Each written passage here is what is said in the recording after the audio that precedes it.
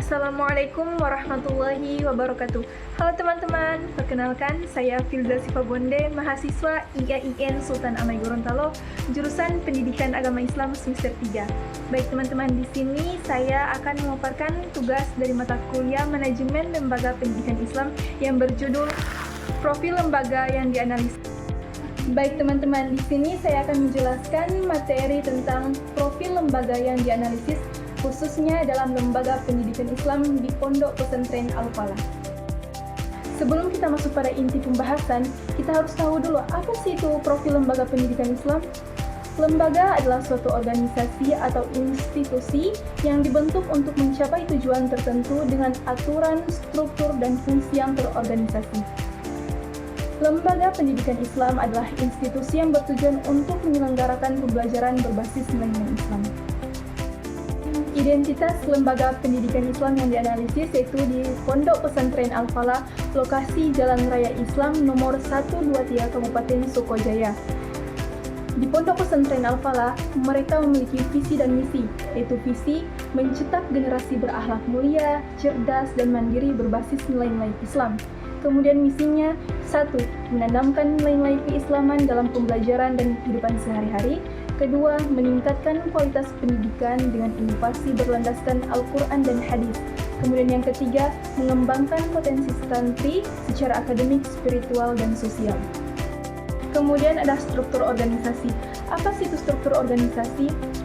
Struktur organisasi adalah kerangka formal yang menggambarkan bagaimana tugas, wewenang, dan tanggung jawab dibagi, dikoordinasikan, dan dikendalikan dalam suatu organisasi.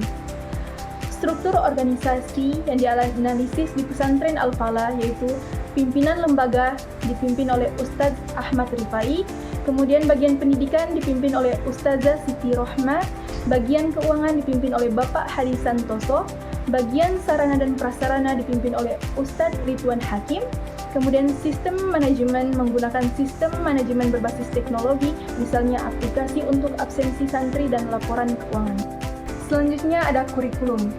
Kurikulum dalam pendidikan adalah seperangkat rencana dan pengaturan mengenai isi, bahan ajar, metode, dan evaluasi pembelajaran yang dirancang untuk mencapai tujuan pendidikan. Kurikulum menjadi pedoman bagi guru dan lembaga pendidikan dalam proses pengajaran. Kurikulum yang dianalisis di Pondok Pesantren Al-Falah yaitu berlandaskan integrasi nilai Islam. Yang pertama, semua mata pelajaran umum dilengkapi dengan perspektif Islam, misalnya belajar sains dengan mengaitkan ayat-ayat Al-Quran. Kemudian yang kedua, penambahan mata pelajaran seperti fikih, tafsir, hadis, dan tahfizul Quran. Kemudian di Pesantren Al-Falah terdapat program unggulan, yaitu yang pertama, tahfiz Quran 30 juz dalam 5 tahun. Selanjutnya ada SDM atau sumber daya manusia. Sumber daya manusia adalah individu yang berperan dalam menjalankan, mengolah, dan mendukung proses pendidikan, termasuk tenaga pendidik, tenaga kependidikan, dan peserta didik. Sumber daya manusia atau SDM, kualifikasi tenaga pendidik di Pondok Pesantren Al-Falah yaitu yang pertama, minimal lulusan S1 Pendidikan Islam atau sejenisnya. Kemudian memiliki sertifikat mengajar. Pengembangan guru yaitu yang pertama, workshop rutin bagi guru seperti pelatihan metodologi pembelajaran berbasis teknologi. Kemudian studi banding ke lembaga pendidikan Islam lain untuk berbagi pengalaman. Kemudian ada sarana dan prasarana. Pasti teman-teman sudah tahu apa sih itu sarana dan prasarana? Sarana di sini adalah alat atau fasilitas yang langsung digunakan dalam proses pembelajaran seperti buku, papan tulis, komputer, dan proyektor. Kemudian prasarana adalah fasilitas penunjang yang memungkinkan berlangsungnya kegiatan pendidikan seperti bangunan sekolah, ruang kelas, perpustakaan, dan laboratorium. Sarana dan prasarana di Pondok Pesantren Al-Falah terdapat fasilitas utama, yaitu yang pertama ruang kelas dengan perangkat multimedia, kedua masjid yang digunakan untuk kegiatan ibadah dan pengajian.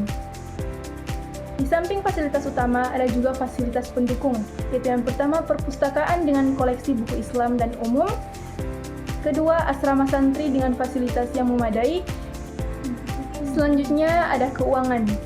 Sumber dana yang diperoleh Pondok Pesantren Al-Falah yaitu bersumber dari yang pertama, dana dari orang tua siswa yaitu yang kita sebut dengan SPP. Yang kedua, sumbangan dari donatur tetap atau alumni. Yang ketiga, bantuan dari pemerintah atau organisasi Islam. Transparansi, laporan keuangan diumumkan secara berkala kepada wali santri melalui rapat tahunan, menggunakan akuntansi modern dengan audit eksternal. Poin terakhir yaitu ada peserta didik. Di setiap sekolah pasti ada guru, ada peserta didik. Peserta didik di sini adalah individu yang terlibat langsung dalam proses pembelajaran atau pendidikan, baik di sekolah, lembaga pendidikan, atau pelatihan.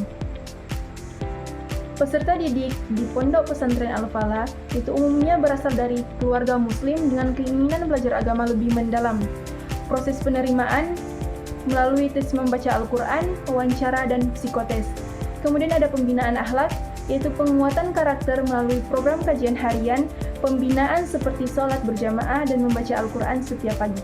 Nah teman-teman, itulah penjelasan dari saya mengenai profil lembaga yang dianalisis, khususnya di Lembaga Pendidikan Islam di Pondok Pesantren Al-Falah. Semoga apa yang saya sampaikan bisa bermanfaat untuk teman-teman semua.